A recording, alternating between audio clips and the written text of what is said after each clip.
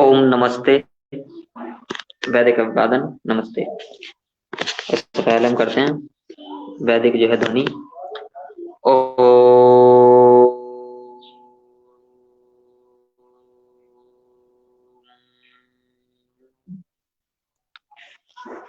चलिए, जो है आज का विषय हमारा वही है जो सुबह था। वो वीडियो अधिक लंबा हो जाता है, इसलिए मैंने जो है इसमें जो है कुछ कर दिए। अब गति के द्वारा भी मैंने उसमें ओम का भाष्य किया है। इसमें मैं गति के द्वारा ईश्वर सिद्धि करता हूँ। अब गति के द्वारा कैसे ईश्वर सिद्धि करता हूँ, एक समय मैं जो है जंगल में था, ध्यान आदि कर रहा था। उस समय क्या हुआ मेरे साथ कि ईश्वर पे जो है मेरी आस्था उठ गई। मैं ईश्वर को स्वीकार नहीं कर पा रहा था। मैं जो सारी गतियां देख रहा था वो स्वतः ही होती हुई दिख रही थी मुझे। उसके बाद सामने एक लकड़ी का टुकड़ा पड़ा हुआ था मेरे पास। मैंने उसे ध्यान से देखा, उसी पर ध्यान केंद्रित किया।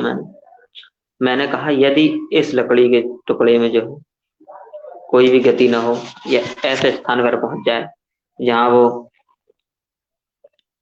जो मतलब पृथ्वी वायु अग्नि जल आदि के परमाणुओं से जो है इनसे स्पर्श ना कर सके, इनके संपर्क में ना आ सके, और स्वयं की भी इसके स्वयं की भी गति रुक जाएगी। क्योंकि इन्हीं से, इन चारों पांचों पदार्थों से ही तो प्राण पाते हैं, गति पाते हैं। पांचवा आकाश जो है, यानी वो ऐसे पदार्थ में कि मतलब उसमें गति ना हो, ये चारों चीज ना पहुंच पाए, क्योंकि आकाश तो रहना असंभव है, आकाश को हटाना। इसलिए तो उतने सूक्ष्म अवस्था में तो ये पदार्थ जब तक रहेगा, जब तक इसमें कोई गति ना हो, किसी दूसरे का प्रभाव ना पड़े, दूसरे का बल इसमें ना लगे।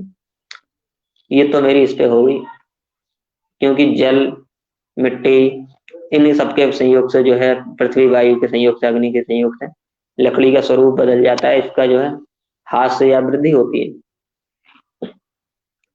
ये तो उसकी बात हुई। चलिए अब दूसरा उदाहरण देते हैं हम। इसमें जो है बहुत गहराई तक नहीं जा रहे हैं। एक सरसों का बीज है आपके पास, राई का जो दाना हल्का सा, उस राई के दाने पे जो है यदि हम देखें ध्यान से, तो उस राई के दाने को जब तक पृथ्वी नहीं मिलेगी, भूमि नहीं मिलेगी, बोया नहीं जाएगा उसे, जब तक उसे जो है जलाया भी नहीं जा सकता, जलाया नहीं जाएगा, या उसे पानी में नहीं डाला जाएगा, तब तक तो ना तो वह सड़ेगा, ना गलेगा, ना जलेगा, और जब तक कूटा ना जाए ना कूटा जाएगा। और भी बहुत सारी क्रियाएं होती हैं इस प्रकार। या जब तक उसे खींचा ना जाए, काटा ना जाए, ये नहीं हो सकता। ये मतलब जब तक उसमें कुछ नहीं होगा, निर्विकार रहेगा, वो जैसा है वैसा ही रहेगा।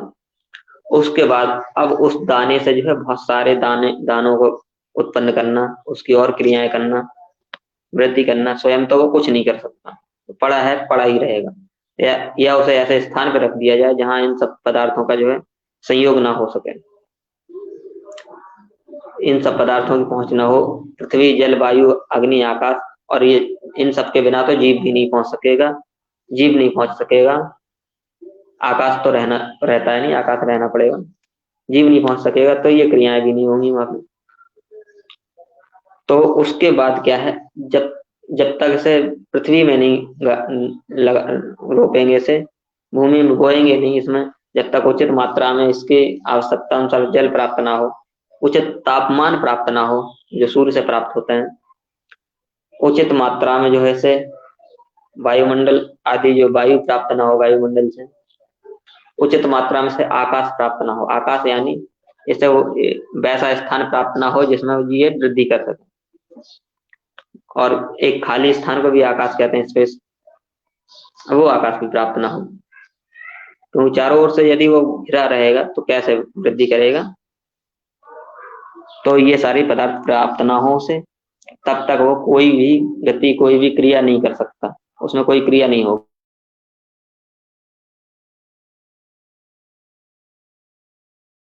इन पदार्थों तक ले जाने वाला भी, वो गति करने वाला व्यक्ति भी चाहिए, और ये सारे कार्य होते हैं गति से। अब वो सारे पदार्थ भी हैं, पृथ्वी जलवायु अग्नि आकाश आदि, तो उनमें जो है उस बीज को रखने के लिए भी एक व्यक्ति चाहिए, एक जो है गति चाहिए, व्यक्ति नहीं।